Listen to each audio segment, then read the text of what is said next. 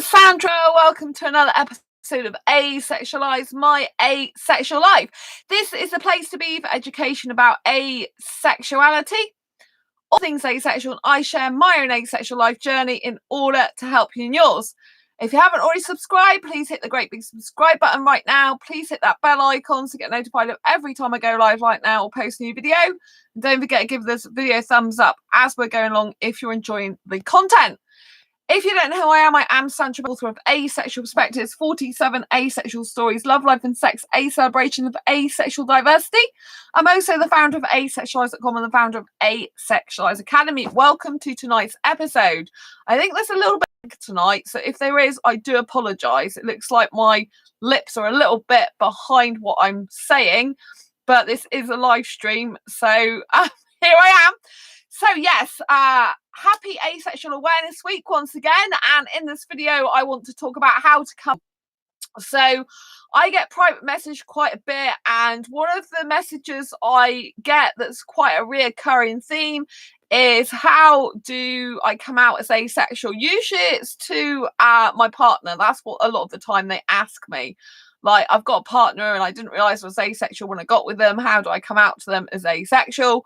But you know, some people have a clue how to come out to their parents or anyone. So in this video I want to share with you ways you can come out and things that will help you.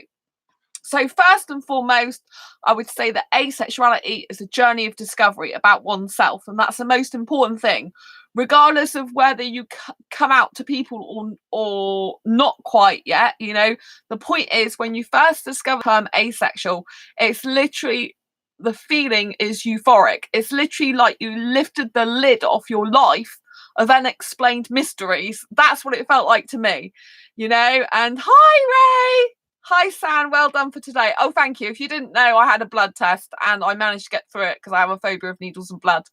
So thanks for the thumbs up. So yeah, thank you. It was very difficult actually. There's a bit of tears on my part because I haven't had one for years. But the nurse was really good. But yes, thank you. I appreciate that. Overcoming phobias and fears and pushing through them is hard when it's a real proper phobia. Do you know what I mean?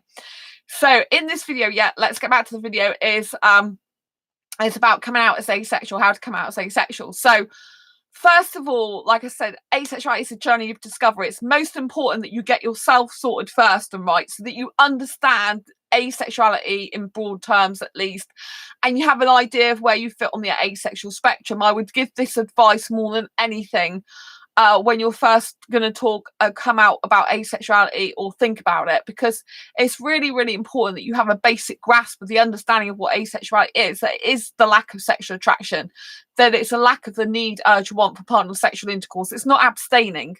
So if you don't have sex for like 6 months for whatever reason, that doesn't mean you're asexual. It just means you haven't had it for 6 months. Do you see what I'm saying?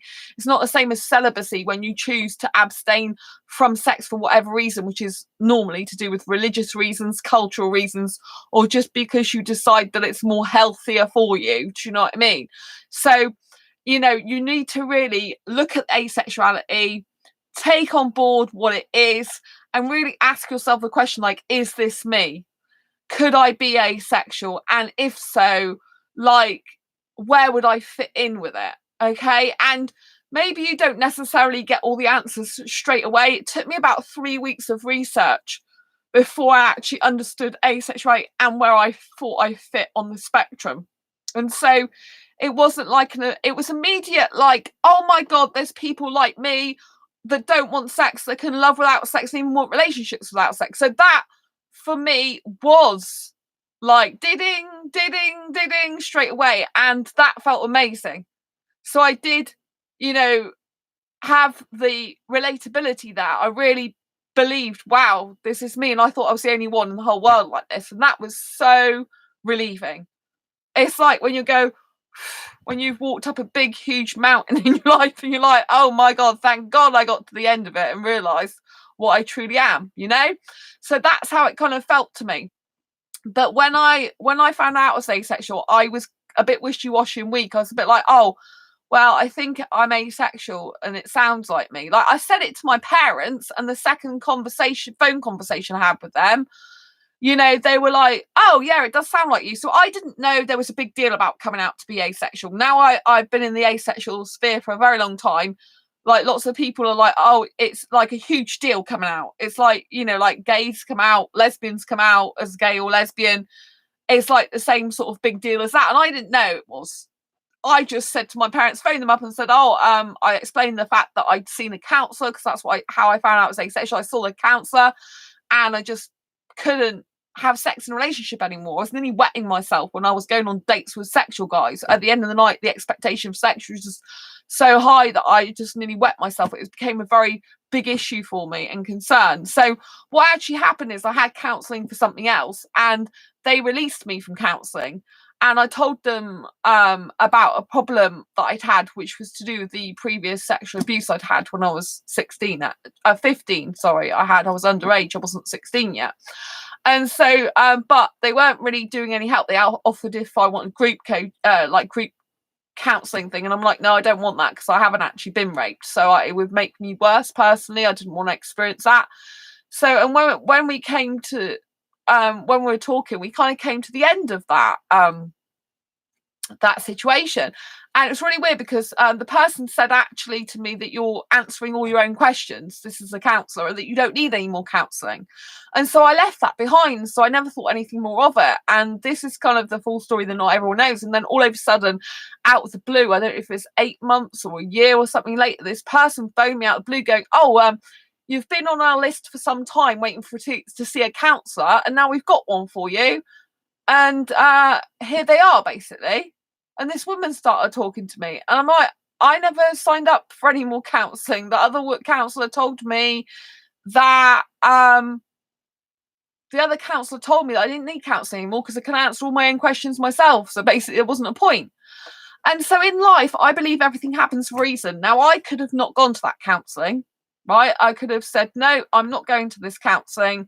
I don't need it, which I didn't really need it because I didn't think there was anything more I needed counselling over, because I've been told by the other counsellor that I was answering all my own questions. As I was being counselled, I kept answering kind of before they did. I kept saying the things that I thought were the answers, but because I had because I needed reassurance and stuff like that, that was basically why I was going there. In the end, I realised that all the answers were really in me and I didn't need that person anymore, because they told me that you don't need me. You're just answering everything. But it's because I was unsure of myself that I kind of needed that reassurance.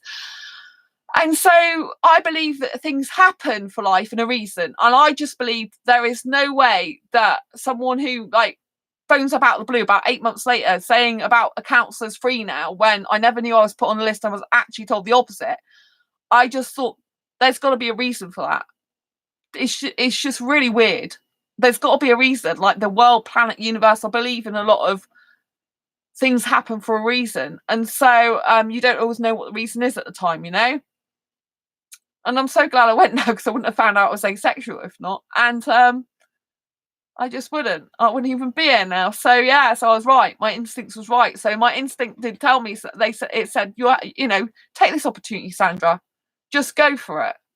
I don't know why, but just go for it. So I said to them, and so I met up with them a few times, but it didn't go well because they told me I would have to have sex in order to keep a good guy, and I was just devastated. I was so upset, as you can probably imagine.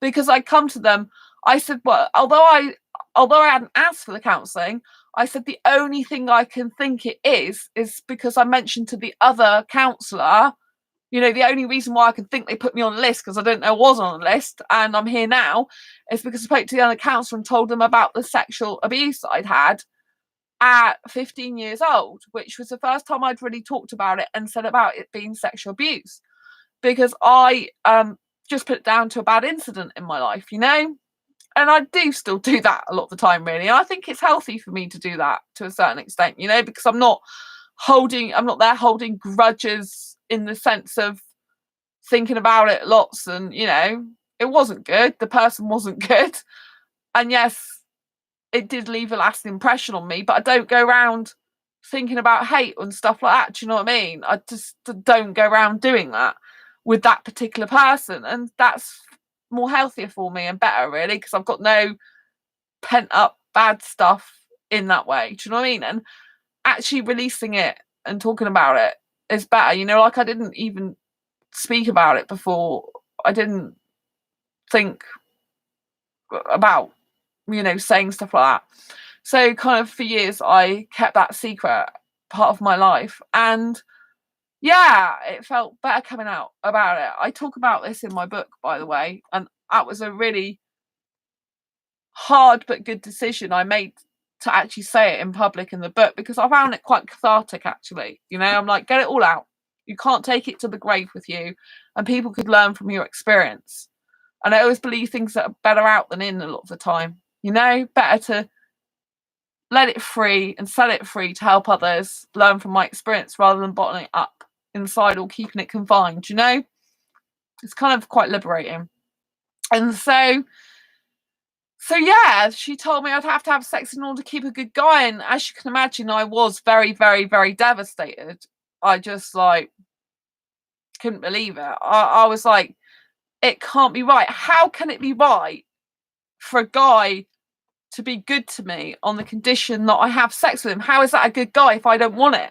How is that a good person for me? And I just thought it can't be. And I just thought, surely I'm not the only one in the world like this. And this is when I went home and Googled, I love kissing but not sex. And that's when I came across asexuality.org, and I went in their forums, because their forums are public, but then you have to join to access the rest of it, you know, to see all the forums, but you can see a lot for free. And I'm just like, wow, these people are talking about having relationships without sex, and that they don't need sex in a relationship and they can love without sex. And I was just like blown away. And I'm like, oh my God, this is me. This is just who I am. It resonated with me so much. And that's when I started doing research, and I asked the counsellor. I told her about asexuality. I said, I think I'm asexual and I'd like you to look into it for me, you know? And then she came back the next week with the excuse that, oh, the NHS won't allow us to look at stuff like that, right? Because she's talking about being sexual. But I mean, obviously, I just thought it was a load of rubbish. You know, doctors and stuff, and NHS still have stuff about sexual health, don't they? They still have stuff about, you know, like family planning clinics. There should not be any condition. Exactly, Ray. So anyway, they just made up an excuse, basically. And I said, well, you could have looked it up at home. You know, why didn't you do that? And their silence said it all. In the end, they decided that it wasn't good for us to work together anymore because I was getting quite upset. And so they asked me if I wanted to leave because they thought the relationship between me and them wasn't good anymore. But I had to, you know, because I was in a state at that time, you know, because I'd opened up wounds, I guess, from my past, because I had talked about some of the past, and because obviously I got this problem that I did actually open up about, to do with the fact I don't want sex in a relationship. I do love kissing. You know, I do still want a romantic relationship, and it was like I was going to have to give all that idea up unless I could get someone like me. I didn't think there was anyone like me. So it was making me upset talking to them, you know, because it's like, you don't understand me, and you won't even look up asexuality. You won't even do it, you know. But because I'd opened up that wound, I felt very vulnerable, and I felt like I needed counselling more then. I was in two minds whether to leave or not, because obviously I'd left counselling, which I thought was probably for good. I'd gone back on the feeling that everything happens for a reason. And so sometimes you've just got to go for it in life and work out what the reason is later. And then I was in a state of turmoil because I just discovered a sexuality that I never knew existed. Well, I say I never knew existed, but years prior to that, there was a blogger who used to write about sex in a very educational, informative way, not a seedy way. And they actually suggested in their blog comments to me that I was asexual, and I never even looked it up. Never even thought about looking up. I didn't like the word, to be honest, because obviously it's got sexual in the word.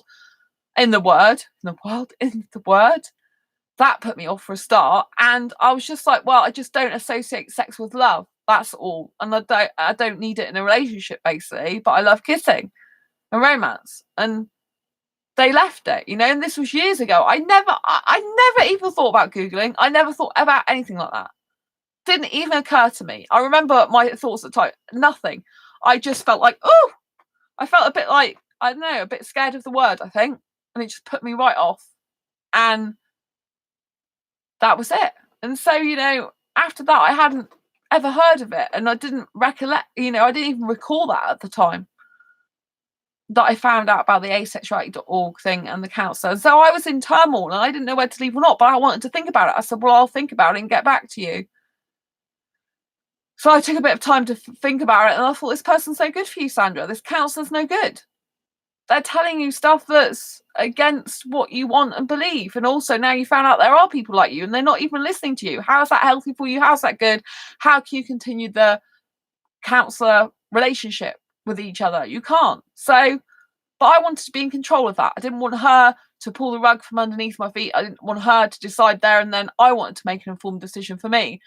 And if there's one piece of advice I give to anyone who's got actual anxiety, because I still have some anxiety, but not as bad as it was, is that always take charge of your own life and put yourself in the driving seat rather than things happening to you, make them happen for you. And like at the beginning of this chat, Ray said to me, well done for today, Sandra, basically, because I had a blood test and, you know, I wasn't wanting to do it and I was crying. I'll admit, I don't mind admitting that at all. And my mum was with me, but she's like, oh, you've got to have it done, because my mum wasn't very well. To be fair to her, she went out of her absolute way to be with me because I can't have it, you know, I didn't want it done on my own.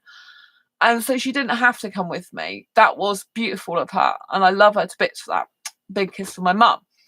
But she's like, oh, you have to have it done now. Like, kind of like, well, I've come out of my, like, being really poorly and, you know, you got to have it done. And that pressure just made it worse, you know? So in the end, the nurse said, I can't do it without your consent. So in the end, I said to her, well, can I like do it? But if I start it and I want to stop, can I say no and stop? And they're like, yes, you can. And so that put me in control.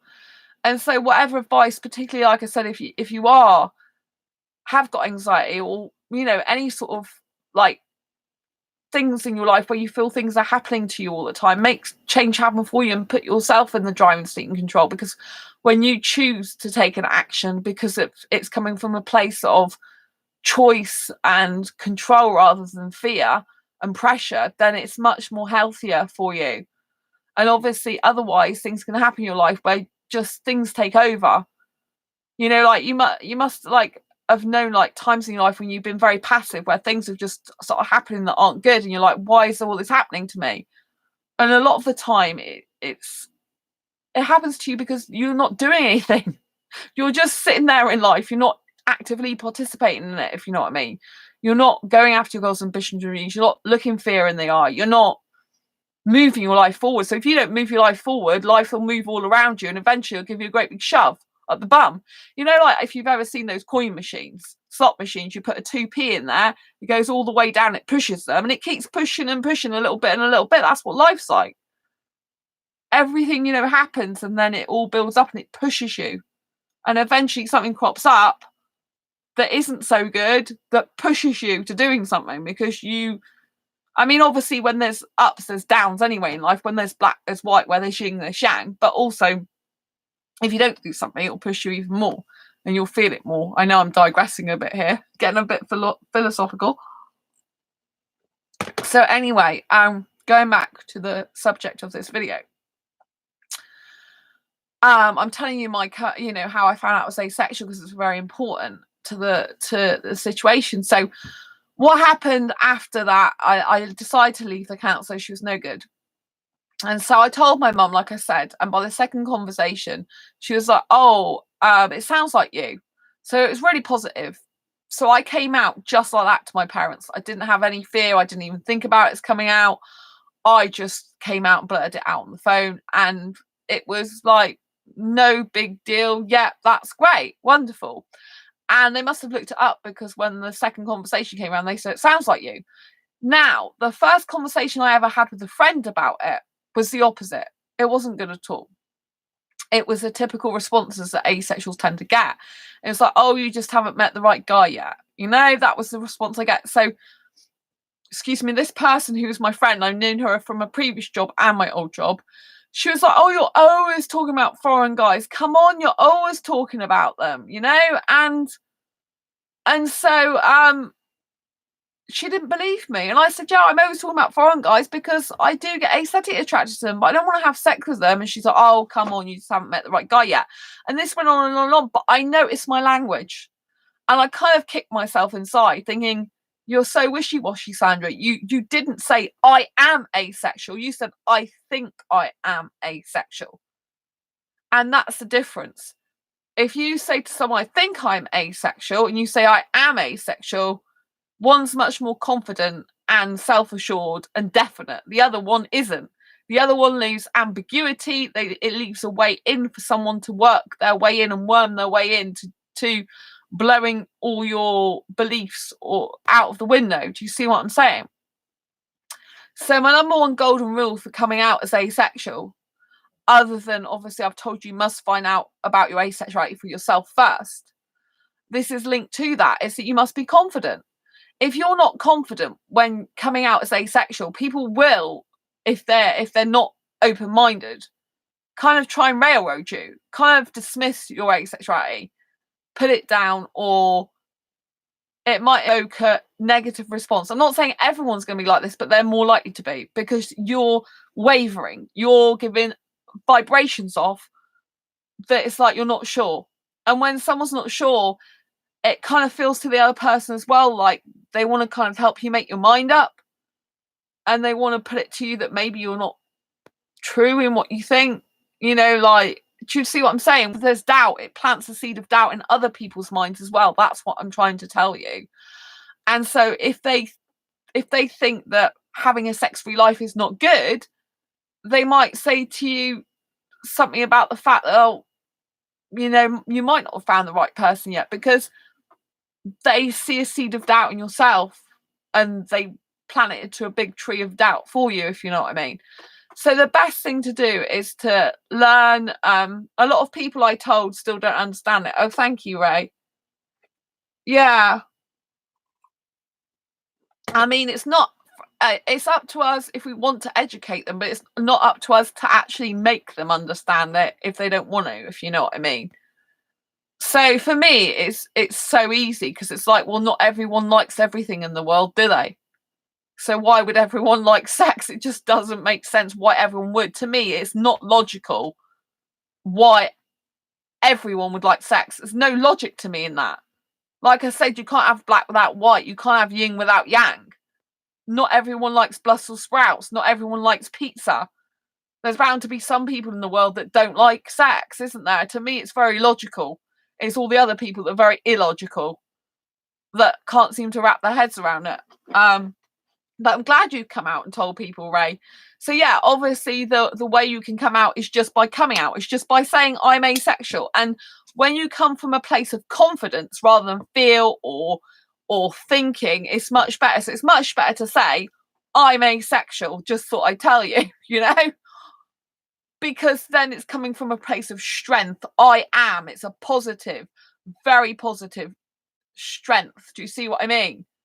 You have to be definite, because if you're not definite, people will see that in your voice, in your tone, in your language.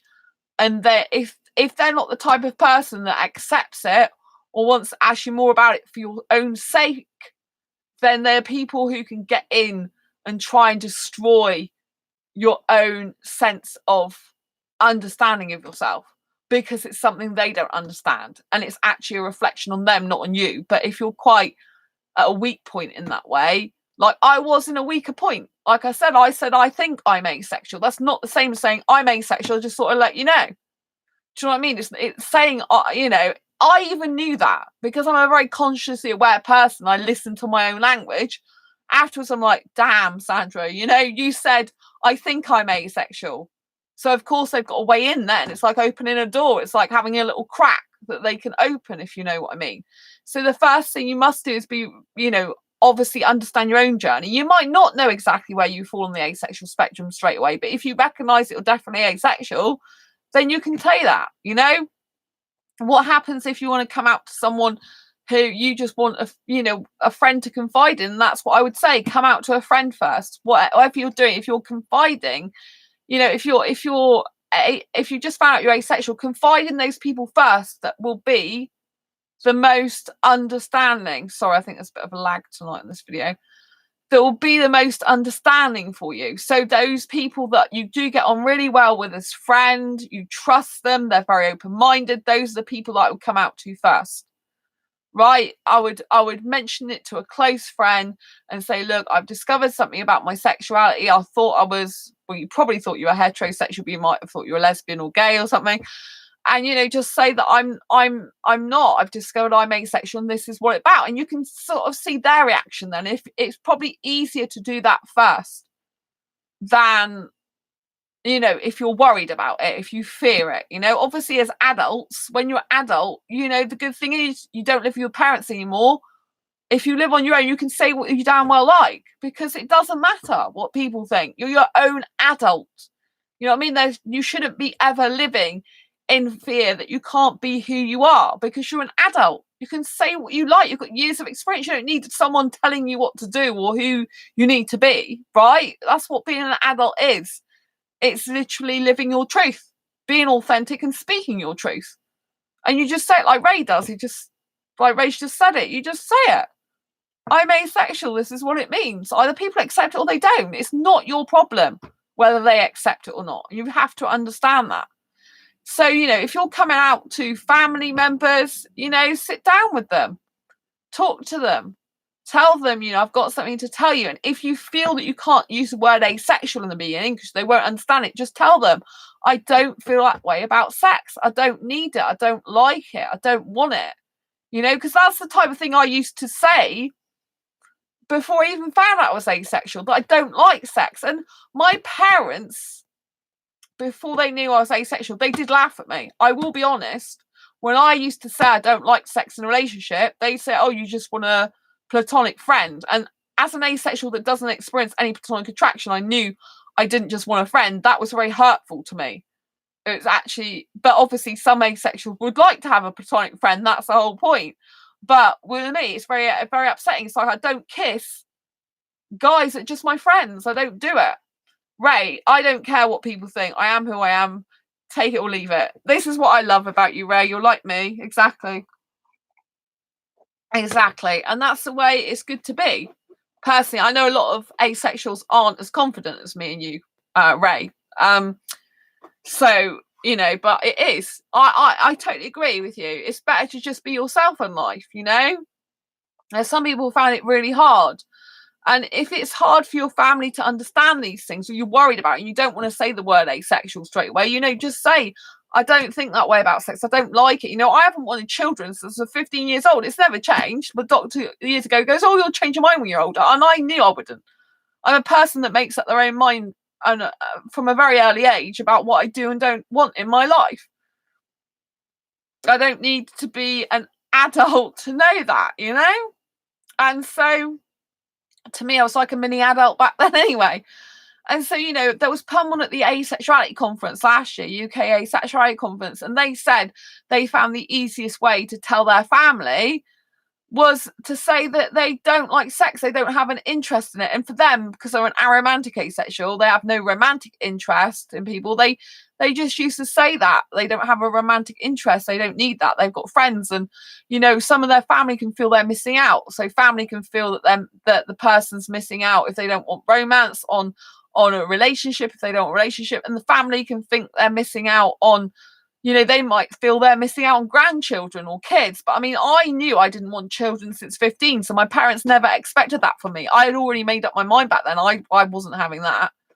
So my parents knew that already about me, but obviously not everyone's does. But so, become familiar with asexuality first, then find confidence within yourself about it and own your sexuality.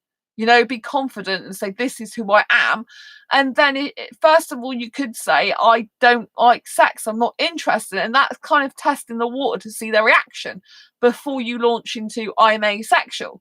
If you're still living at home with your parents and family, because I understand that not everyone's fortunate enough to live with understanding parents. And some parents can even get quite aggressive and I think in some countries even violent over this type of thing. And whilst I don't experience that, I don't want you to put yourself in harm's way. So I would always say, obviously, if you're going to be in a situation where you could be physically harmed by saying to someone you're asexual, then don't do it, because I don't want you physically harmed. However, you need to get out of that friendship or situation or relationship or family unit very quickly. You should never ever have to live in fear of who you truly are, ever.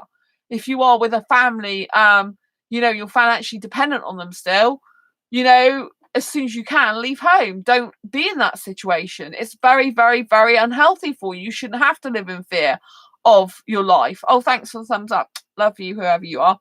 And so you need to make sure your safety is utmost importance. Like, I know on this channel a lot of the time I say, come out, just come out as asexual, sod what people think, basically. But there are circumstances where I don't want you to put yourself in harm.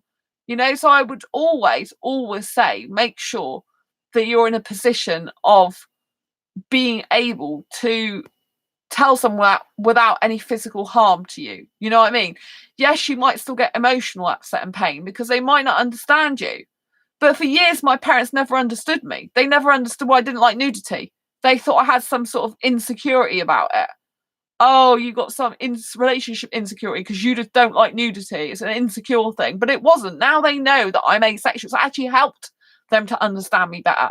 They don't mock me anymore that I don't want sex in a relationship. They're very supportive and understanding like that. It all makes sense to them now. Do you know what I mean? And so it's actually helped the relationship with me and my parents a lot. They understand me more now. They didn't understand why I didn't like nudity. Now they completely get it. They never mock me anymore. They never see that as a bad or weird thing anymore about me. They just see that as a normal thing. And so actually my asexuality has kind of normalized me a bit more in their eyes. It's kind of helped them to understand me. So, being open and honest about your asexuality and coming out can actually be one of the most, invigorating experiences of your life. It can actually free you. It can actually create more understanding between your family and you. And that is something that most asexuals don't see or think about. They always, whenever I talk to asexuals in private and they're worried about coming out to their family, they never see any positive. It's never ever from a positive stance, like, oh, they might understand me better. It's always like, oh, I don't want to tell them. But a lot of the time, their parents or families worked it out anyway. If they know about it, it's like, well, I always knew you were. And they're like, well, she told me. So, do you know what I mean? So it can actually enhance relationships. When you're so scared and think it can't, it can make them better. It's definitely made the relationship between me and my parents a whole lot better. It really has. For years, they just didn't understand me and they didn't get it. And that was really upsetting for me. So, don't be scared. That's what I would say. If you're not going to come to any physical harm, go for it, and sit them down and explain to them if you want. I mean, if you find it easier to phone or write an email or write a letter, then do it.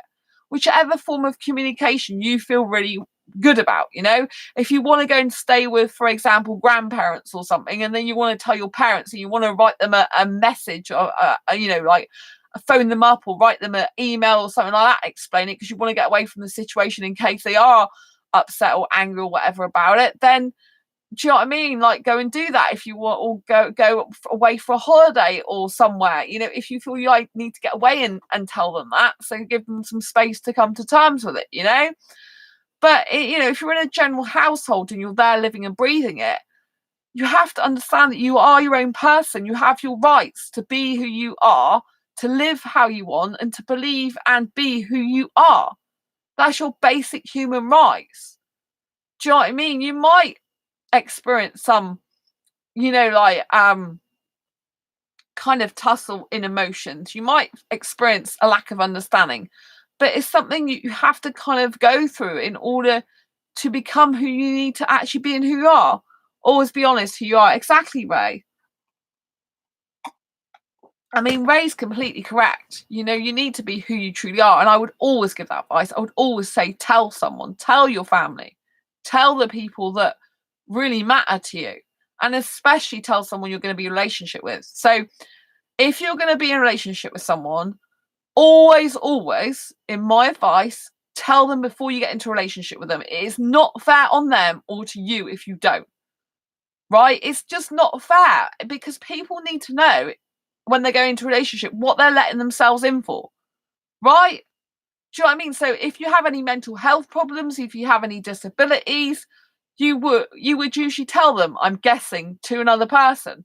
I hope you would be telling them that, you know. And if they don't love you and like you for who they are, and they don't even want to be friends with you for who you are, then they're not right to be in your life. You set them free, you know. Some people believe, oh, well, they'll get to know me first and then I'll come out as asexual. That's not what I believe, because you don't want to spend 3 or 4 months getting attached to someone emotionally and then come out as who you truly are. For them to be in love with you, or you to be in love with them, but it's strained because the needs are incompatible. Do you see what I'm saying?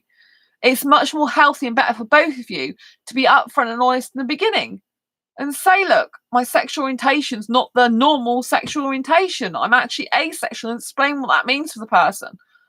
And either they accept it or they don't, or they want to know more information. Some people react good, some people react bad, you know. I've had people, because obviously I'm doing a lot for Asexual Awareness Week at the moment, and I had people on Facebook, and like one guy's messaging me going, oh, what's asexual? I explain it to him, and he's like, oh, how do you know?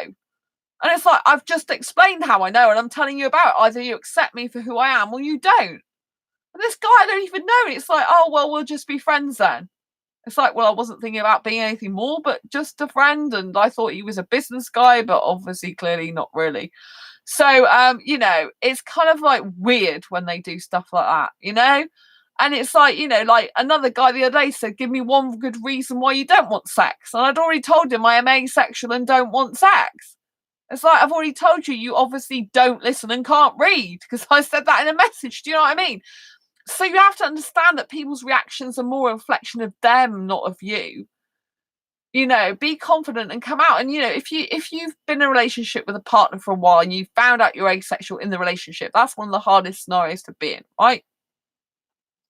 So what you need to do is you need to sit down with the person you're in a relationship with. You need to explain to them all the things you love about them, what makes you happy being with them, what lights your life up, how much they mean to you, all the good stuff.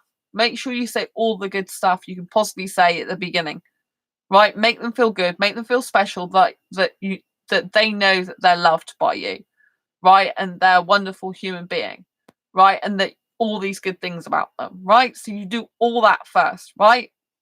Then you explain to them that you found that you're different to other people and you've noticed different things about yourself. And in your discovery, you found out that you're a different sexual orientation to what you first thought you were. And you have to explain to them then about asexuality and what that means. And obviously how that impacts a relationship. You have to make sure they know they're loved, they feel special, and that you are attracted to them, just in different ways. So that they don't feel rejected, they don't feel like you never meant anything you said to them, and they don't feel like they can't relate to you. So you need to be saying as much as possible beforehand, before kind of dropping the bombshell about you being asexual, of all the good stuff they are, and kind of all the loving things they do in a relationship, and all about the way in which you love them, you know. And then you explain to them about the fact that you're asexual and what that means. And then you discuss going forward how that will impact your relationship together and what needs to happen if you're to stay together, right? So this is how you go about it. You know, I actually give this piece of advice to someone who came in the chat bubble on my asexualized.com site. They're like, how do I come out to my partner? I'm really worried about it. Don't know what I'm doing, basically. So I said this to them. I said, you know, tell them all the good stuff about themselves. Make them know that they're special in your life, that everything's good in that way, that, you know, that all good things about the relationship. But make sure you sit them down and explain to them that I have found out and discovered that I am asexual and sexual orientation, and what that means for you, how that impacts your relationship, and what you want to do about it going forward, and talk to them and discuss that, you know. And it worked really well. It all worked well. They were so scared before, but it worked, you know. I'm not going to say I'm guaranteed to work. Some people might leave you for not having sex if you don't want it anymore. You know, I'm not going to sugarcoat it and say that isn't true. They might, but you have to be willing to let someone go in order to be the person you need to be in your life. You have to be willing to walk away. However much you like them and care about, you have to be willing to walk away. because your own self-worth is the most important thing, and your own sexuality is the most important thing. You can't live a lie. I know asexuals that are living lies, lots of them. They're hiding, don't tell anyone, they're scared to come out. But why are you scared? Do these people care about you when you're no longer here? And the people that do care about you, they should love you for who you are. They should care about you for who you are. Do you know what I mean? It's in everyone's interest to love themselves first and foremost, and to have people love them as they truly are, not as the replica or cardboard cutout they want the person to be, or the robot they want them to be. Does that make sense? So live your truth and speak your truth. Yes, it's going to be hard, but there's going to be loads of tough times in your life where there's going to be things you've got to do that are hard that you don't want to do. So don't make sexuality and your asexuality something you never say to someone. You know, if you had to deal with something to do with a course, for example, you went to university, you had a difficult topic you know nothing about, you still have to learn that topic, you still have to take notice of it, you still have to discuss it and think about it, you know, because it's part of something that's come into your life. You know, it's a part of what you have to do in order to progress your life and gain new skills and knowledge and experience, and that's what you have to treat as. You have to treat coming out as an experience of a lifetime, to learn and gain new skills of growth, personal growth. It's best to be honest and live with a lie. Exactly, Ray. It's totally true. You should tell people exactly who you are. You should speak your truth. You should be honest.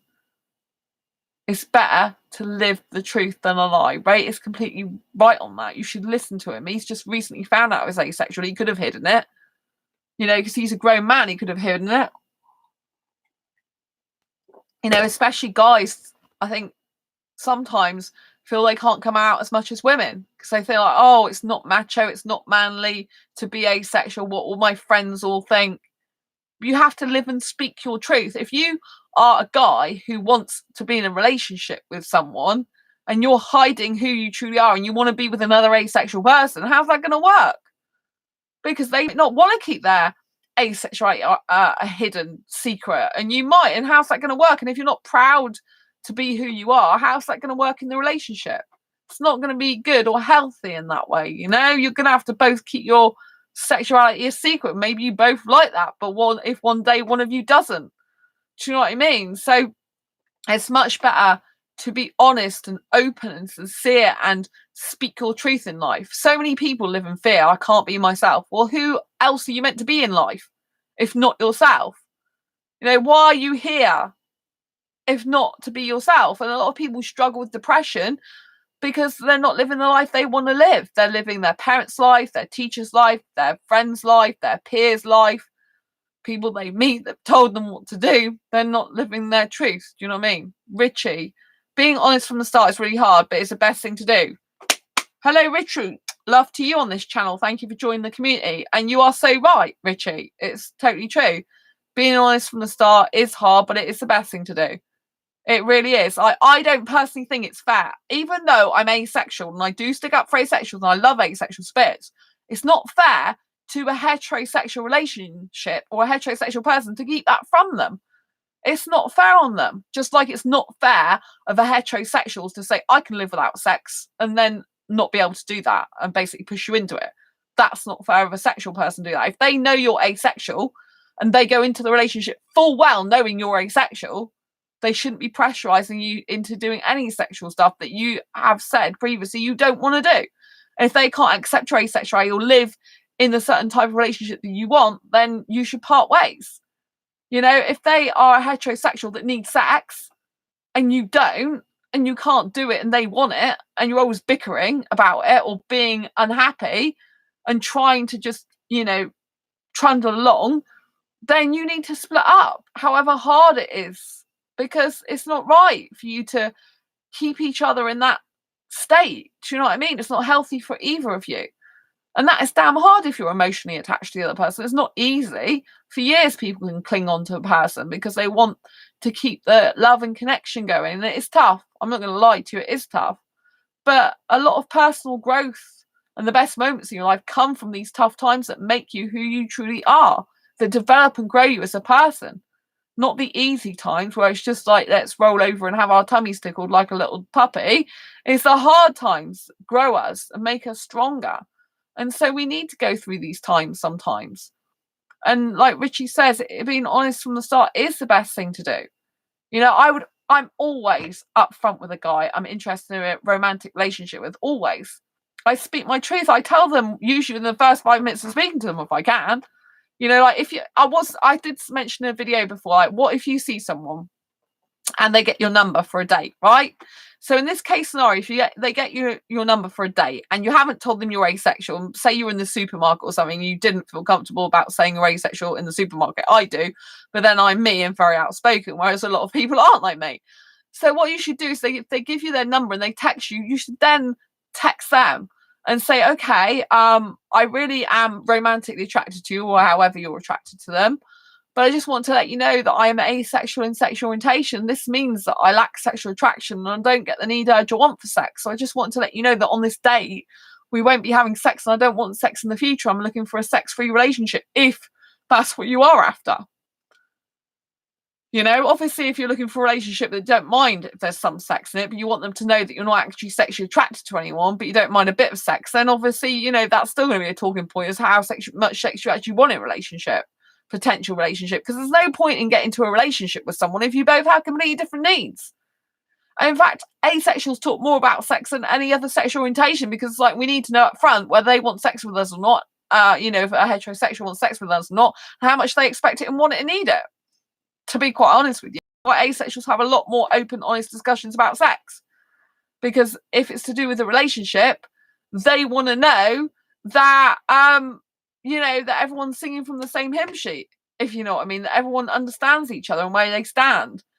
And so, like Ray said, it's better to be honest and upfront than live with a lie. And like Richie said, it is better to be honest and upfront. You know, it's the same advice coming from different people in this chat, not just me. You know, and that speaks volumes. You know, you have to do the hard thing in life sometimes because it's fair to them, you know. What's not fair, like I said, is an asexual being forced to have sex or being pressured into it, or having someone who's saying to you, well, you'll change your mind. That isn't fair to an asexual because it's not respecting your sexual orientation. It's not respecting your value as a person. It's basically saying your identity as an asexual person is not valid. And so that is very bad and very unfair. And you don't need a person like that in your life that's going to be like that about you. You know, if a person doesn't accept you for who you are straight away, you know, like, yeah, you can talk to them a little bit about it, try to help them understand. But if they're really not having it and resisting it, don't be with them. There's no point. It's not worth it. And I've dated some guys and they haven't, I've told them up front, they don't believe it. They start acting like they want sex or talking about sex when they don't actually believe it. So if you come across someone who you tell and don't believe it and you're looking to get into a relationship with them, that's too dangerous for you because you've got to have someone you trust. You can be with a sexual person if you want to be, as long as you trust them. It's all about trust. Like if I'm dating a heterosexual, thing about being a relationship with a heterosexual, I need to categorically know they're not going to try and have sex with me. If I've told them sex is completely off limits, they're not getting that from me ever. Then if they date me or want a relationship with me, they have to know that. I have to, you know, I have to speak my truth. What does Ray say? Or some try and change you. Exactly. Ray is totally right about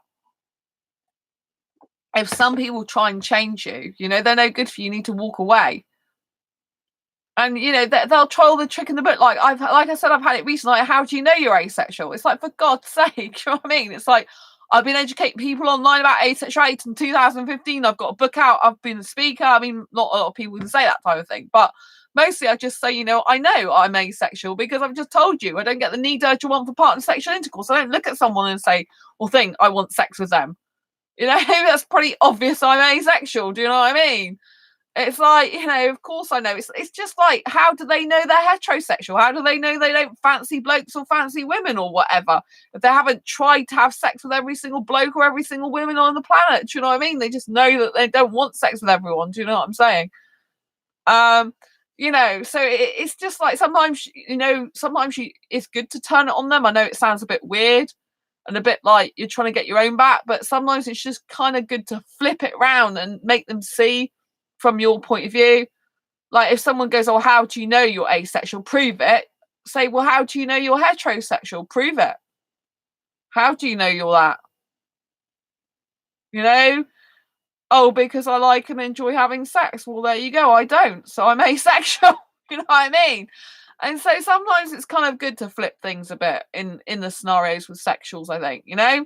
I once had a taxi driver say to me that I'm in a trance because I'm asexual. I said, well, you must be in a trance because you're sexual then. He got so angry, but he was driving the car, so I had to like shut up because I didn't want him driving erratically. Do you know what I mean? But you know, whoever it is, sit down and talk to them about it. You know, sometimes I get the feeling when I talk to certain asexuals that their family wouldn't actually mind them coming out as asexual, but they're just scared. And other times, obviously, I get the impression that if they told their family, they just wouldn't understand or accept it. But the most important thing is you have a network of support around you. So especially before you even say about, you know, you're asexual, you know, like obviously join this community on this channel if you haven't. Subscribe, you know, because you can make friends in the chat here, which just help empower you and give you more confidence. You know, make friends online in asexual groups and asexual forums, you know, because all this is very empowering. It makes you feel good if you round other asexuals. When you're speaking about asexuality, you're coming out, you'll feel more confident. If people are like, oh, well, I've never heard of it before, I don't think they exist, you can like be, well, I'm part of Asexuality.org, or I'm subscribed to this YouTube channel, this girl's asexual, you know, look at all the people that follow her. And, you know, I'm in these groups and they make like t-shirts and clothes for asexuals, so it must be true. If it wasn't true, oh, thanks for the third thumbs up. You know, if it wasn't true, then the merchandise wouldn't exist. Do you know what I mean? You sometimes with sexuals, you have to put it logically. So if they're not accepting it like in theory, which is not just theory because obviously it is who you are, but if they're not accepting you just verbally telling them, show them evidence. Show them like asexuality.org, which is the biggest online community of asexuals and has thousands of them in there. Show them asexual dating sites. Show them some asexual groups. Show them clothing on Amazon for asexuals, for example, or Redbubble. Show them, you know, other products. Show them books for asexuals. This merchandise, these books and these clothes wouldn't exist if there wasn't a market. If no one bought them, they wouldn't be able to sell them. So obviously there's a market, which means there's people like that that want this because they are asexual. The more evidence you stack in your favour, the more strong a case you've got. But you've got to remember, it's not a case of stating a case. In the sense you are, and you don't have to explain yourself to anyone. You can just say, I'm asexual, is who I am. That's it. It's non-negotiable, which is one of the best things to do. It's just say it like it is, and your asexuality is non-negotiable. And I recommend that whatever you do. It is non-negotiable. Absolutely non-negotiable. They don't have the right to negotiate your sexual orientation. They can't. Because if you genuinely believe that's your sexual orientation, they can't disprove it because it is who you are. It is who you are. Do you see what I'm saying? But if you do want evidence to support it in your case, like especially with family, if they're not really understanding or getting it, build your case. Go on asexual sites, go find asexual clothing and stuff to show them all this stuff. State your case. Say if it wasn't true, where, you know, why would all this be here? Because it is, because there's people buying it, because there's a market for it, because they are asexual. You know, but so one hand, you don't have to prove anything to anyone, and you have to understand that you are who you are. You don't have to prove anything to anyone. But if you want to prove it because you just feel that your family's giving you such a hard time and you're feeling difficult at home and you want them to understand you more and you want a way to try and get them to understand you more and believe that this is real and we really do exist, then you can obviously use these type of things as evidence. And, you know, because people learn about things in different ways. Some people learn through videos, some people learn through listening, some people learn through seeing, some people learn through doing, some people learn from theory, and some people learn from action. Do you see what I mean? So people have different learning skills, different learning abilities, and different ways they take and process information. So some people, like, that are logically minded, rather than just like kind of more stating a fact, they want some figures and evidence to back it up. You know, all these type of things like the websites, the, you know, the different YouTube channels, the merchandising for asexuals, all that type of thing. This is all like logical evidence in support of favour of there are asexuals and we really exist. And so you can build and state your case, and that will then connect with those people that want a very logical way of dealing with asexuality, of believing it. Do you see what I'm saying? So there is absolutely no reason why you can't do that, and in my opinion you should do that if the circumstances call for it, because why not? You know what I mean? Like, I know people who are in families and sometimes they do get given a hard time. Their mum or dad or siblings just don't understand it, and so then if you apply them with more logic of why you are definitely asexual, because all this merchandise and these videos and even documentary on the BBC and Sky TV in the last year, you know, all this is evidence in support of what you're saying, and so therefore you know, they can understand it more. Ray, I've shown your book to a lot of people. Oh, thank you, Ray. Thank you. Does that help you, out of interest? Has it helped when you show the book? Do people like take it more seriously, or do they just not look at the book and don't take no notice of it? But thank you, Ray. Yeah, Ray's got my Asexual Perspectives book. If you were looking to get a book, get this one. It's really good. Literally, it shows you all the asexual spectrum rather than just giving you textbook definitions of it. Even though I wrote it, it's not just me who took part. It's 46 other asexuals. Ray's got it. The link's down below to get it on Amazon. It is a really insightful book. I know this book has changed lives. I've had some do. Oh, right, that's good. Some do actually get helped by it.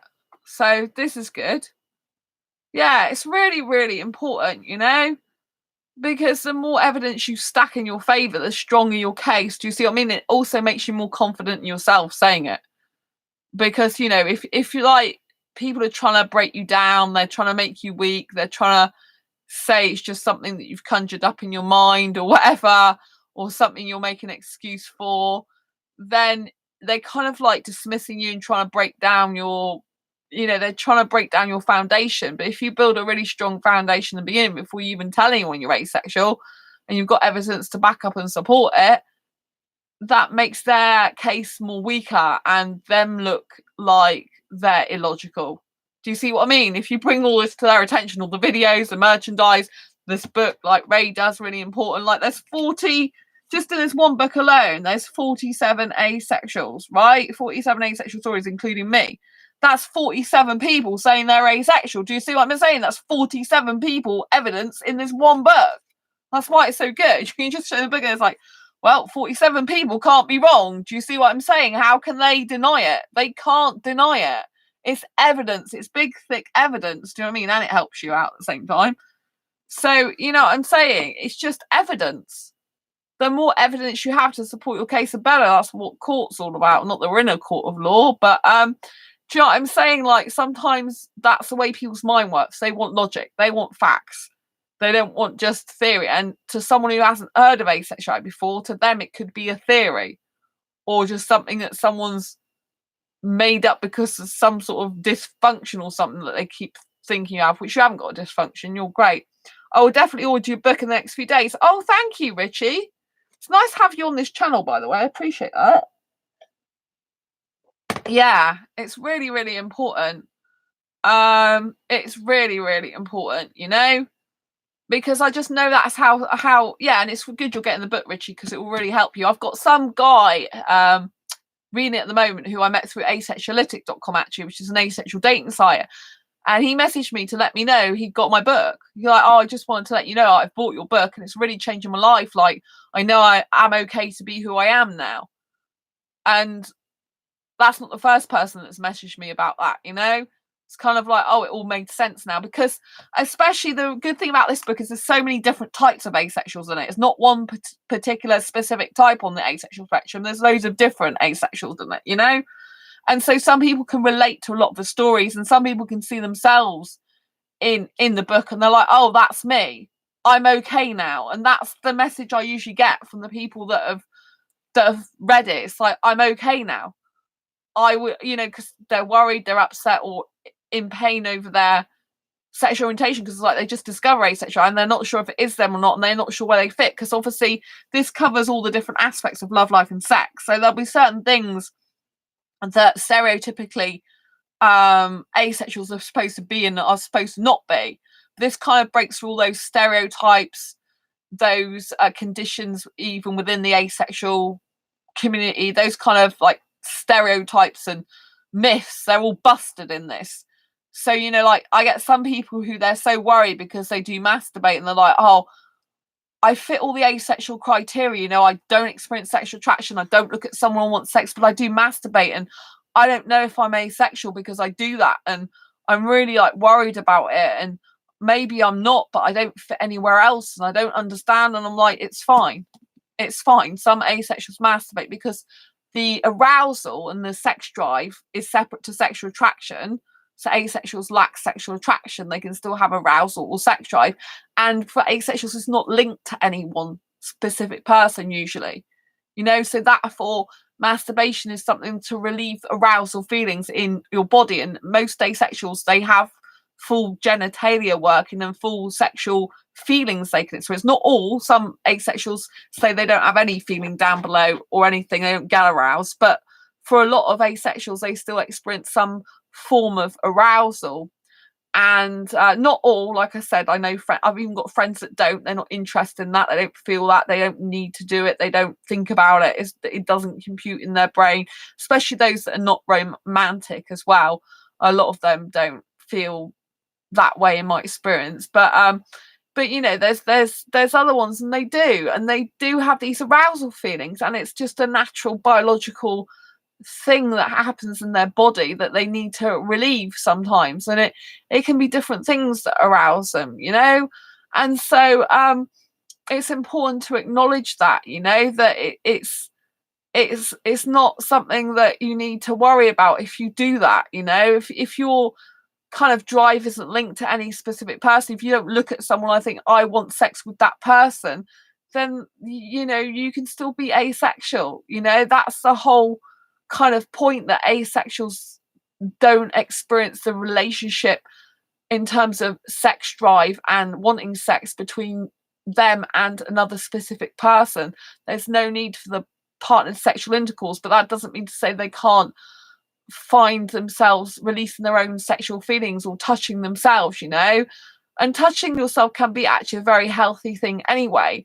I mean, if you are considering being in a relationship, especially with someone who's not asexual, and you do think you might like some touching, even if you don't want the sexual intercourse, or even if you want limited sexual intercourse, it's good to touch your own body to find out what you like and what you don't like.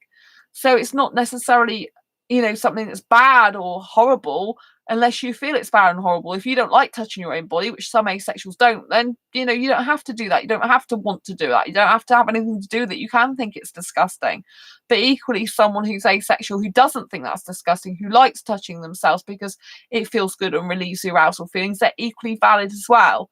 Do you see how this works and how the book provides very useful, helpful advice? Because, you know, if there's an asexual person there thinking, I can't, everything else fits, but I can't because I masturbate, and I'm really worried about that, you know, that can be like the make or break of their reality in their mind as to whether they are asexual or not. And if they find like, yeah, it's okay to be like, oh, that's such a relief. And, you know, some asexuals, they do participate in BDSM. I'm not in favor of that myself. I don't like anything to do with that personally. But, you know, like some asexuals do, you know. And it's important to acknowledge that. And they have like BDSM stuff without the actual you know, without the sex. So it's really, really important to know that some asexuals do that.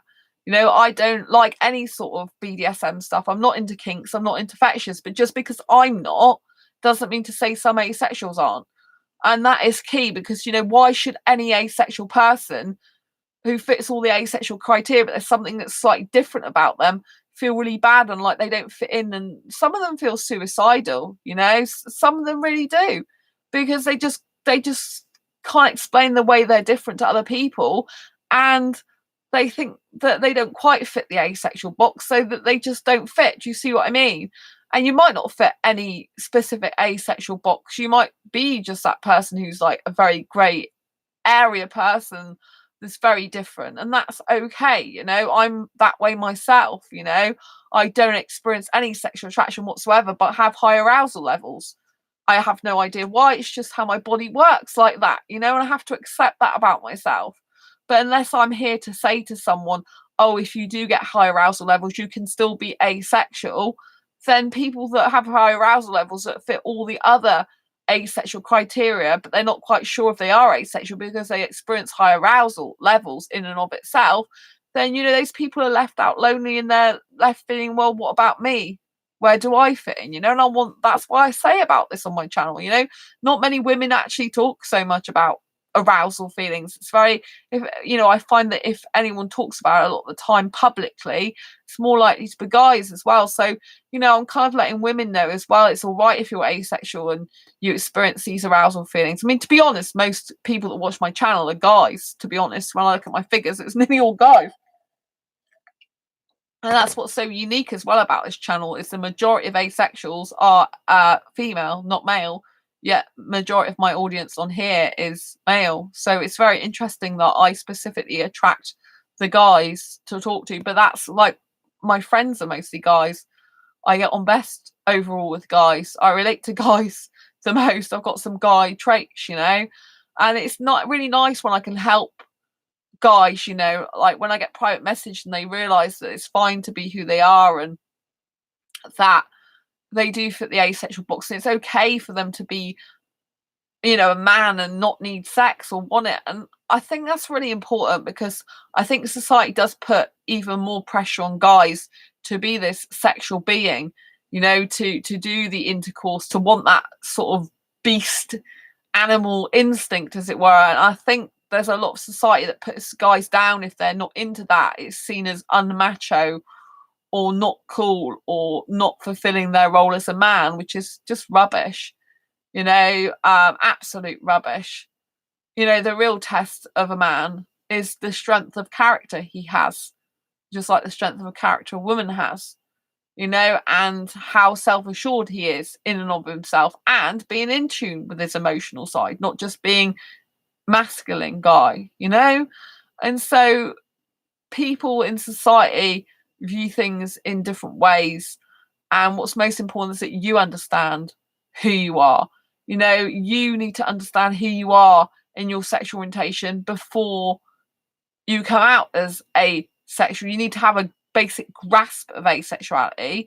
Do you know what I mean? And then you can work out more about the specific type of asexual you are later. If you can't work it out straight away, it's all right. Like I said, it took about 3 weeks for me to actually get it. And I actually identify as a heteromantic, hyper-romantic, grey A asexual younger cougar who doesn't like sex, just kissing. That's my full identity, as I choose, because it's my choice to do that. But the grey A, I have grey areas. I absolutely don't have any sexual attraction whatsoever, and I don't fit the textbook definition grey A. So in this book, I actually redefine grey A to mean grey areas, you know, because I just think grey A should mean grey areas. And, you know, I don't feel I quite fit I fit the heteromantic box, but I've got these grey area of kissing, which is sexual behaviour and very arousing. Yet I have absolutely no sexual attraction whatsoever. Diddly squat, nothing. I've tested myself, if you like, with heterosexual guys just to see if it would make any difference. And, you know, someone I'm highly asexually attracted to, it makes no difference whatsoever. I'm genuinely asexual. I don't experience any sexual attraction whatsoever.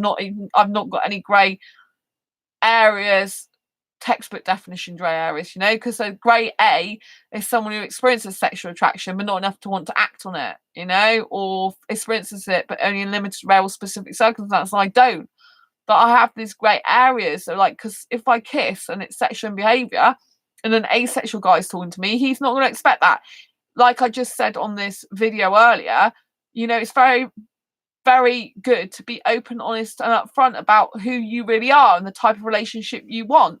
And so if I'm interested in a guy romantically, an asexual guy, I have to tell him my truth, that my kissing is sexual behaviour.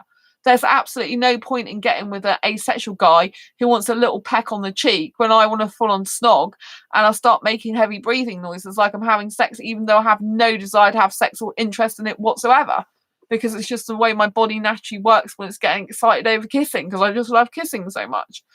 But, you know, it's important to tell your truth and speak your truth. So when you're looking for a relationship, even with another asexual, you still have to give them information about yourself that might seem really intimate and stuff. But, you know, if you really like a person as well, sometimes it's a good way of creating intimacy by talking about, you know, physical compatibility. And obviously, if you're not physically compatible, it kind of repel the other person, but like, oh, that person's starting to talk about stuff that I'm uncomfortable with or not interested in. So I think we best just leave it there and not even think about getting into a relationship anymore. Do you see what I mean?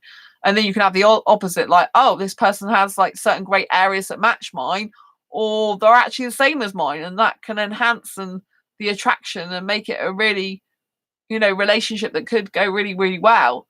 So I think, you know, whatever you are on the asexual spectrum, where you fit, is to know that you do belong. That's the message I'm trying to give you, and that use that as a confidence for coming out and making sure that your asexuality is non-negotiable. You know, don't be afraid to speak your truth, be who you are, and you know, live as you are, not as other people expect you or want you to be. You get no brownie points for, you know, like being small and playing small. Do you understand? I mean, you get no brownie points in life for just cutting off your own sexuality for the sake of other people's and pleasing them. There's no benefit to you in that. It means you're living, like Ray said, living a lie, and you should never live a lie. You should never live a lie, because you're only on this planet for one time. Do you understand how precious life is? You know, people die all the time. They die very young. And it does wake you up to the fact that life is so precious and so short. So you need to be making sure that you're living life to the max and you being your true authentic self. Like I said, if your life's in danger, you're going to be physically threatened. Don't, you know, put yourself in harm's way. But if it's just a case of you're scared of people's reactions, like saying verbal stuff to you and stuff, you know, be brave. I mean, sometimes obviously verbal abuse is very hard as well. I have had verbal abuse, you know, I've been in verbally abusive relationships. You know, and I'm not saying I want you to be abused or put yourself in a position of like potential abuse or anything like that, but I am saying you need to speak your truth. And, you know, if you've got a family that, you know, all families have arguments sometimes, all families do a bit of shouting, do you know what I mean? And so you might find that they have a bad reaction, but you've got to expect that. If you expect some of the worst reaction, then if it doesn't happen, it'll be a bonus. Do you see what I mean? And if it does happen, you have a bad reaction, just try and prepare yourself for it a bit. You know what I mean? Like, what would I do if they have a bad reaction? Shall I walk away, go to another room? Shall I try and explain to them in a logical sense? Will I, you know, like have an action plan so that if things don't go according to plan how you want, how are you going to cope yourself, which is the most important thing? How are you going to cope with the situation? What are you going to do? How are you going to react? You know, if you've got a plan in place for a bad reaction and you're owning that bad reaction, then, you know, you'll feel better and more in control of the situation about telling them. You'll have less fear.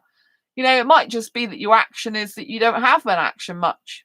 If they're like going, rah, rah, rah, well, you're not this, you don't know what you're talking about, you're too young, blah, blah, you just go, okay, I really appreciate your opinion and sharing it with me. Thank you very much. And you just say that. You know what I mean? You're not saying, okay, I agree with what you're saying. You're saying, okay, I've acknowledged what you're saying. And thank you for sharing. You know, thank you for sharing is appreciating the fact they've shared their opinion with you, but you're not saying you agree with it. Do you see what I mean? There's a lot of power in that. Some people you need to ignore and walk away from. Others you just need to acknowledge them because they're frustrated that they feel they're not being listened to. They feel they're right and that you're making a huge mistake identifying as you are. You don't know what you're talking about. But if you give them the like reaction of, I've heard you, thanks for sharing, I've really heard you, then they're like, oh, okay, kind of like, thanks for listening. And it makes them have a weaker argument then for continuing to have a go at you. I mean, you don't want to be had a go at, right? But it could happen with some people. I'm not going to sugarcoat it for you. I have to give you the truth so that you're prepared for it, because with preparation comes more confidence. Do you see the whole thing going back to the original thing I said on here? When you're coming out as asexual, you need to be confident. The more confidence you have, the more you stack up your evidence for asexuality existing, the more you're able to handle objections before they've even happened, or know how to counteract them if they do happen. This all helps grow your confidence, which ends up meaning your asexuality is non-negotiable, and you're in a much more safe position and stance to be able to live your truth as an asexual person, and be able to speak your truth and come out as a confident asexual and live as you need to be. This is so important. If you've got any questions or comments or queries before I go off this live stream, please post them below now. If there's anything you don't understand, please post them in the chat. But yeah, in the meantime, in between videos, don't forget to comment down below in the comments, and I will endeavour to answer all your questions, comments, either in the comment chat or in another video. Don't forget, if you like this video, please give it a thumbs up. I know a few of you have already given the thumbs up.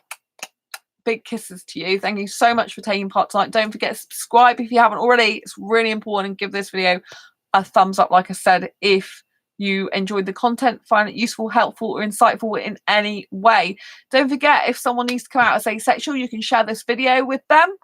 I mean, I know it's gone over an hour, which is quite common for a lot of my videos these days, you know, but if they can get some useful, helpful, insightful advice and guidance from me, and obviously Ray and Richie that have taken part in the chat, then I think it's worth spending that time, you know, of your life learning something and learning the skills of coming out as asexual. You know, no one's born with these skills about how do you come out to someone about being asexual. That's why I do these videos, to help you learn the skills you need to survive and thrive in this highly sexualized world that we live in. That's why I created Asexualist Academy. If you didn't already know, there's an Asexuality Basics Beginners course, free, down below, links down below. So you can grab that. Obviously, you can grab a copy of my book. I know Richie said he was going to get it. Ray's already got it. You can grab a copy of this. Obviously, you can see it's a little bit tatty, this one now, because I've been looking at it so much. This is down in the link below to Amazon. So, yeah. Anyway, I've loved you being here. Thank you so much for joining me. Happy Asexual Awareness Week as well.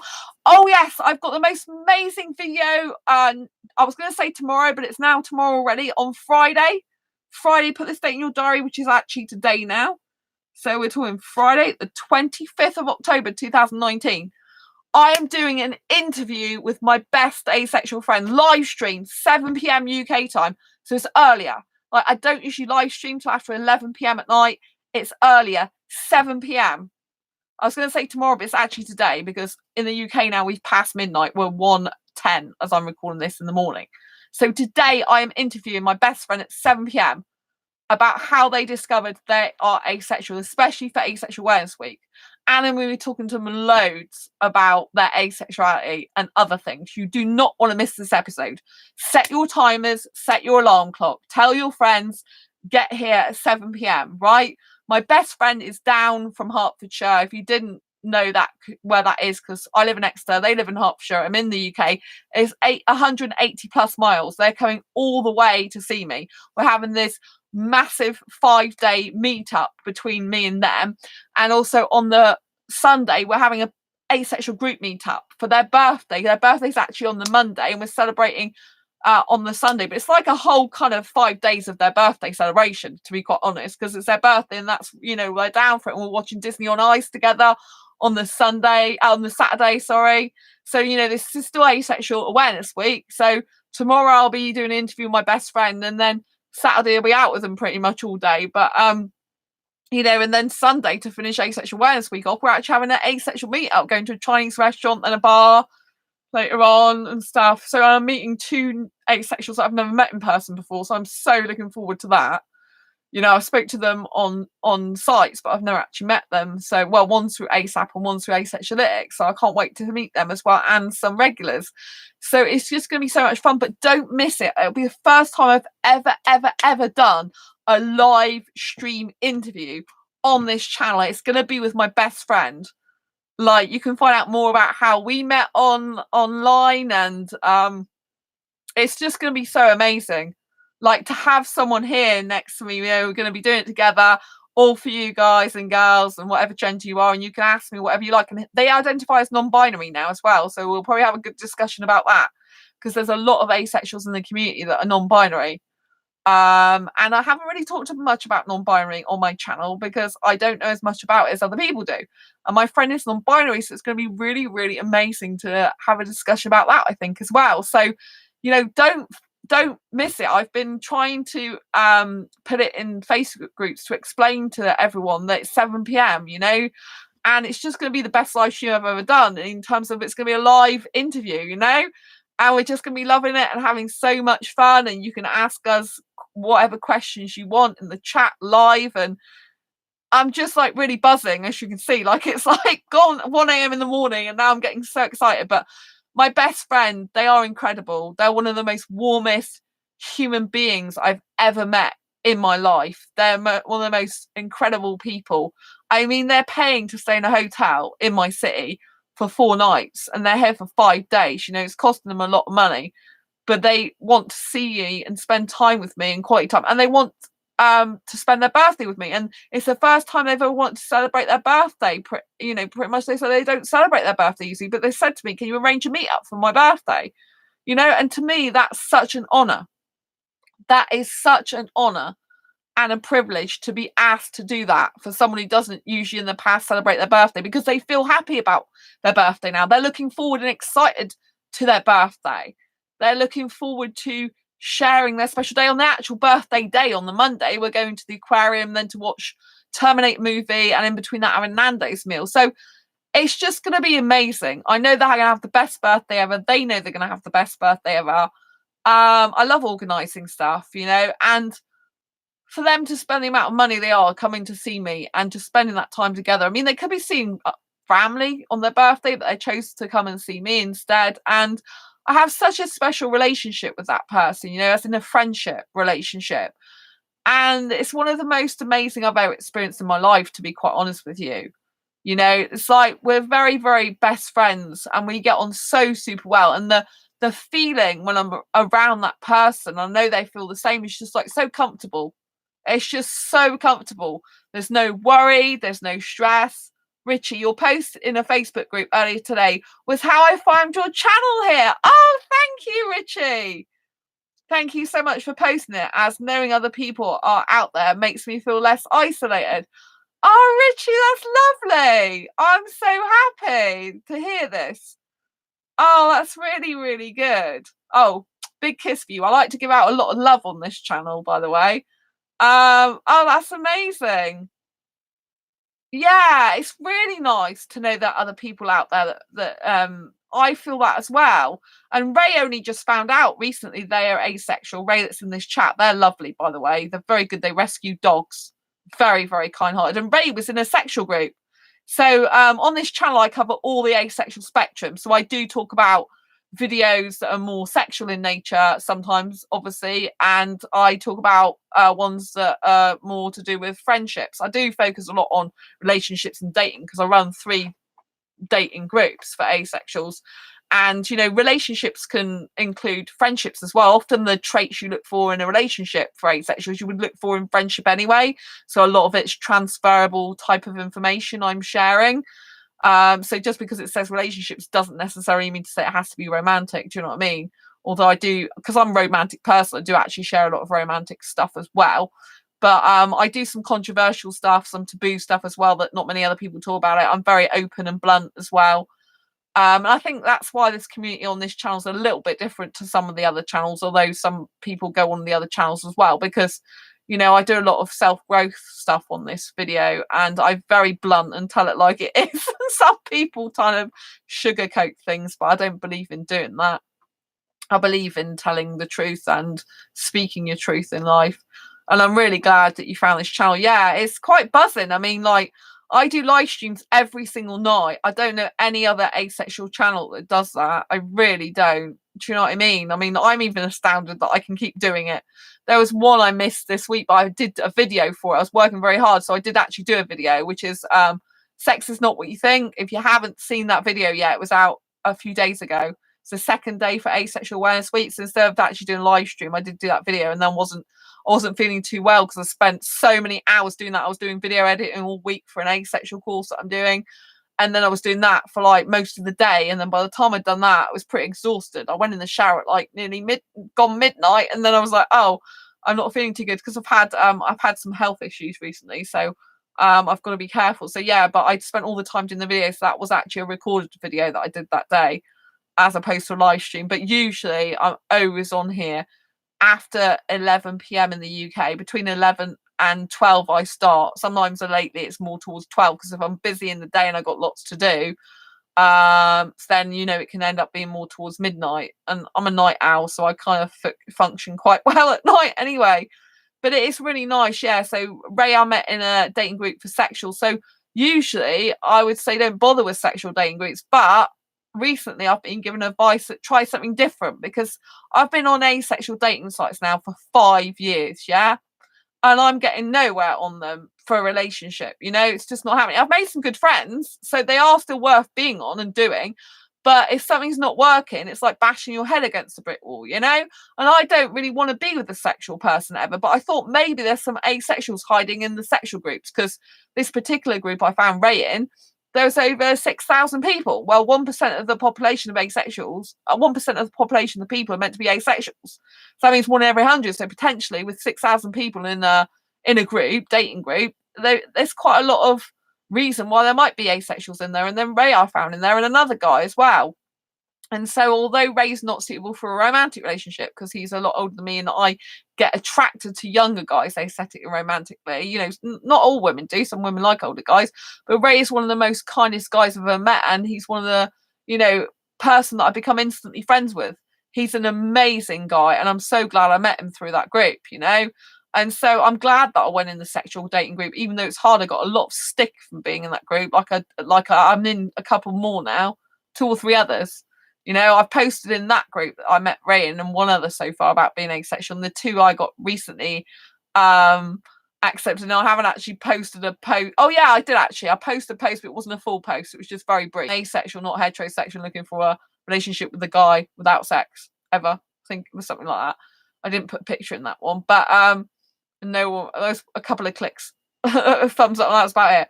But yeah, so it's really important to kind of do things different and get out of your comfort zone, I think, sometimes, and just try new things. And so I'm really glad you're here on this channel. That's what I'm trying to say. And yeah, it's lovely to have you here, and I'm glad you feel less isolated. It's really important, and it's really important to know there are people in real life. Like I'm meeting 6 asexuals this Sunday and a 7th afterwards, the Chinese meal. So 6 of us for the Chinese meal, and then there's a 7th person that's meeting us afterwards. That's one of my best friends. So yeah, so that's good. I mean, there's not tons of people that go to my meets, but they're very good quality people, really nice people. And I always believe that quality is better than quantity, and just to be around other asexuals is amazing. None of us want sex, and we're all sat there going, yeah, really glad we don't have that. Yeah, it's all good. Everything's wonderful in life, and you can feel the difference. Like when I'm around asexual guys, it's completely different to being around asexual guys than it is sexual guys. Sexual guys can feel the sexual energy and tension of them, and there's always that kind of danger that maybe they'll want to have sex or do something, or look at me in that way or try something on. Whereas when I'm with asexual guys, it's completely different. It's laid back, relaxed. It's just like, it's kind of like being with a family, like your asexual family you choose for yourself. Do you know what I mean? It's kind of like that comfortability and relaxation that none of you are after sex. There's no, what I mean, like when I'm around sexuals, it's kind of like, you can even feel it, like it's like in their body, like, oh, I want sex. Do you know what I mean? It's a very energetic sexual vibration towards you. It's like this is how I feel it from them. Whereas when I'm around asexuals, it's kind of like you're just chilling, being yourself, being calm, not even needing sex. It's like, what the hell's sex? It's just like kind of an alien concept that's shoved out into the globe. Do you know what I mean? It's not to do with us. We're in our own little world, if that makes sense. So I think it's really, really important that if you can, like, even travel to an asexual meetup at some point, that that you can actually do that. Because it's worthwhile. Even traveling miles is worthwhile, because the the feeling you pick up and the relatability is just incredible. You know, you can't believe sometimes you have to pinch yourself in some ways that you're sat around, maybe you're at a pub and you're actually saying, yeah, sex is rubbish, sex is boring, you know, not interested in sex, got other things to do with our lives. And you know what I mean, you don't even care, like you forget you're even around people that do like sex. You kind of like, even you just forget it. Honestly, it's like being in your own little world. And what's so funny is people don't even notice half the time that you're talking about what you're talking about. You're like, you know, you just carry on saying, oh, I don't like sex. No, it's not for me. I mean, we don't talk about this all the time, every single bit of the day at Asexual meetups. There's a lot of other stuff we talk about, like hobbies, interests, jobs, work, just life in general, how things have been going, what other meetups people might have been to, about, you know, like passions and interests. So we don't focus it all on asexuality and about whether we do, in our case, don't have sex. But you know, it usually crops up at some point in the conversation. And you know, we tend to go to like quite a few public pubs, but I mean, you know, when I say public pubs, I mean not everyone can hear you, but you know what I mean, they're in with ear distance usually. And just like they're sat amongst ourselves talking about we don't have sex and we don't like it. And it's like, you know, if you were like a fly on the wall, it looked quite funny in the sense that you're like, hang on a minute, you're around all these people and you're just talking freely about not wanting sex. But you'd be surprised sometimes the people that do actually hear it, you know, make me laugh, because they're like, sexuals can sometimes get so weirded out by talking about sex, like not wanting sex, than they can about talking about wanting it. It's like, it's okay for them to talk, you know, for them to hear people saying they want sex, but when they hear people saying they don't want sex, it kind of freaks them out. It's like, oh my God, you're talking about sex. Why are you talking about sex? The whole of society is so sexualized and sex is shoved at everyone left, right, and center. But when you actually talk about it logically and from an educational and adult point of view, like we do, because we're very practical when we talk about it, people are shocked. You know, I've like in the past, I dated a heterosexual guy for 2 months in the end, and one of the first dates I had, I was saying about I don't like sex, and he was like this, like looking around, like, oh my God, she said that. But yet he was highly sexual, and he admitted to taking women on dates and going and having sex with them. And he's just saying that open and honest in another place we went to. And I'm thinking, well, why is it all right for you to talk about sex and say you pay for women's meals usually and then have sex with them? But yeah, obviously I'm not with him anymore in dating terms. Why are you saying stuff like that open and honestly? Yet when I, in another place, said about I don't have sex and don't like it, you're looking around you like really self-conscious like this. I don't get that at all. There's no logic to me. It's like, if you talk about sex and you want it and enjoy it, that's fine, and it's politically and socially correct. But if you talk about like not liking it, wanting or needing it, it's like something that you shouldn't be talking about. I don't get that at all. I really don't understand that. I'm like, well, what's the difference? You're saying you like it, I'm saying I don't. It's still public, whichever one it is. Do you know what I mean? So that's kind of really interesting observation sometimes, I think. Anyway, I'm so glad you're here, Richie. Thank you so much. I think I'm going to wrap up for tonight. If anyone else has got any more questions, and you know, they're not in the chat at the moment, then please post them down below in the comments. I'd always love to hear your questions, comments, any further thoughts you have. If you think about something after this video, obviously, if you're watching this recorded afterwards, then you know, if you want to leave a comment, that'd be wonderful. Don't forget to check out the Sex Is Not What You Think video. It's less than a minute long, and it's this week. I recorded it a few days ago. It's a very interesting short little film, shall I say, in of itself. Very, very interesting. Very, very different, superhero style. Anyway, I've loved having you on here, Richie. I've loved having you on here, Ray. Lots of love to both of you. I know there's been someone else watching this channel throughout the whole time, and they've been a bit quiet because there's a silent observer on this channel. So lots of love, whoever you are. Like I said, don't forget to give this video a thumbs up, subscribe if you haven't already, and hit that great big bell icon to get notified of every time I go live right now or post a new video, which is a very, very important thing. You know, if the bell icon isn't pressed, you won't get a notification to say I'm live. And if you want to join the chat again, you'll need to know when that notification is coming up. So press that bell icon.